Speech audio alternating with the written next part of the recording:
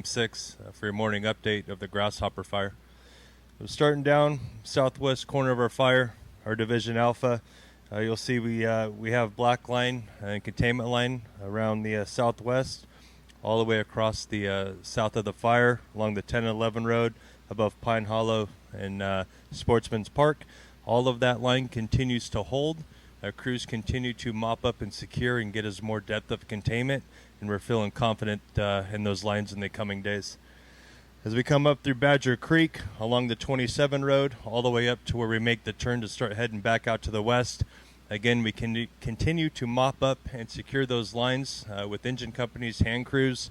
We're in day 3 or 4 of real solid mop up in there, and we're looking to start turning some of these areas from red to black here in the coming days, but we're feeling confident about the work that's going on out there. When we come up to our slop and where we have our spot fire, just like the rest of the area to the south of it, continue to work on mop up and securing those lines, building our depth of containment, and we're confident that we'll be able to keep those pieces of fire exactly where they're at. As we come along out towards the west along the 2720 road, early this morning the crews got a head start on firing along the 2720 road to fill this gap and bring the fire's edge up to the road system where we have better access to secure that line up against the road. That should be completed here within a couple hours, and then we'll be able to close that box and help prevent any of the spread up to the north. Coming out, continuing to the west, crews continue to go direct along the fire's edge, and the plan is to go direct along the edge and then tie it back into a flag point with a mixture of hand line and then some dozer line coming the other direction where they're going to meet in the middle. Moving further out to the west, continuing to look for opportunities to pick that line up direct on the other side of flag point, and then take that up to the northwest and tie that into the 10 road. As we come out to the west side of the fire, we continue to take fire along the 10 road, bringing it up to the north to our drop point 61. That's underway currently. All of the firing that was done yesterday was held overnight. Crews last night continued to mop up and secure that line. All of that line held, and we continue that firing operation today, taking it up to the north where we have our indirect line up to the top with some dozer line, tying it back into the 35. Coming down to the south along Bennett Pass, the fire has gone over the ridge and is moving down towards the 35. Not moving with a lot of steam, not a lot of energy. We continue to monitor the fire activity in there with resources up along the 35, and then we also have folks on the other side of the 35 looking for any potential spots, but we haven't had any spot fires across the 35 moving out to the west.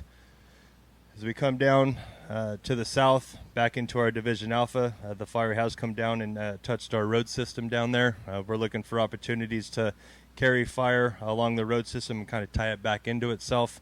As of late this morning, all of that is continuing to hold on the right side of the road system, and we'll continue that operation, securing that for the rest of the day and for the days moving forward.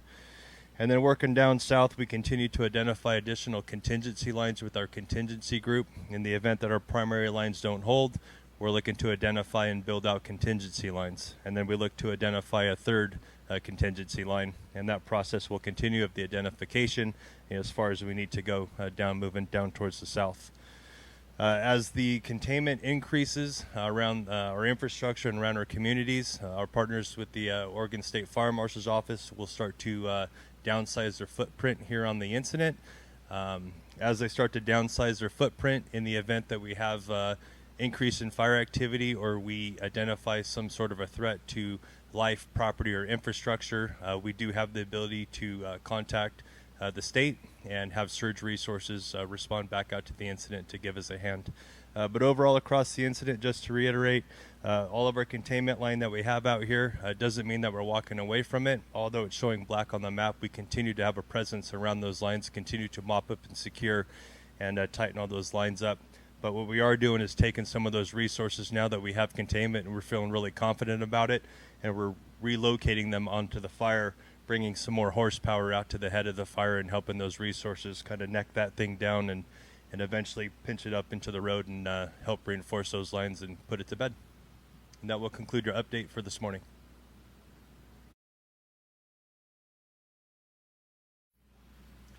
Good morning, everybody. My name is John Fisher. I'm the Fire Behavior Analyst here on the Grasshopper Fire with California Team 6. My job is to take a look at the fuels, at the topography and the weather, combine all of those together to figure out where the fire is going and when it's going to get there, and then to use that information to provide decision support for the operations section so they can work out their plan with this fire. Let's start off by talking about the fuels. As you're aware, Oregon's been extremely dry this year. Believe it or not, the area around Dufur, Wamick has been relatively normal, but we're still at the peak of the burning season with extremely dry fuels that are providing resistance to control for this fire. We've been dealing with a series of west winds followed by east winds, followed by west winds, followed by east winds. That also makes it very challenging to deal with the fire. For the next several days, we'll have relatively light winds, but hotter and drier temperatures. That continues to dry out the fuels and provide resistance to control.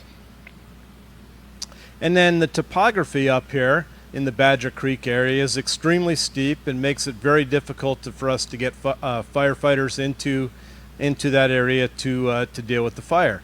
Let's talk about the fire itself. As you're aware, we had east winds the other day that pushed the fire out of Badger Creek across Bennett Ridge, and now the fire is slowly backing down towards Highway 35. We've moved to the north a little bit with using a road as a holding feature, bringing a little bit fire just even with the main fire to just keep up with it and contain that main fire, squeeze it between the road here and Highway 35. Everything is holding along the ridge here above Lookout, and then as we get into a little bit further to the east, we're continuing to lock this piece down. We have line all the way around the slop and all the way around this spot here, and we're continuing to knock those out. All the way around the bottom side of the fire, things look very good until we get to Pine Creek. Pine Creek had a little bit of movement in it yesterday, and the fire continues to want to move up and out of Pine Creek with that mild east wind influence that it has, probably bringing it up to the ridge line by the end of today. Crews are working to build primary, secondary, and tertiary lines in that area to contain that. Moving back along Bennett Ridge here, the fire did slop over that, and crews are working to develop a firing plan and bring it back into itself. So that's an update on fire behavior for right now. As to what's going on for today, looking further in the week, we will have a west wind influence on this towards the weekend. That will be very much in our favor along the 35 corridor and help us contain the fire and bring it back up to Bennett Ridge in an orderly fashion. That's what we've got for you today.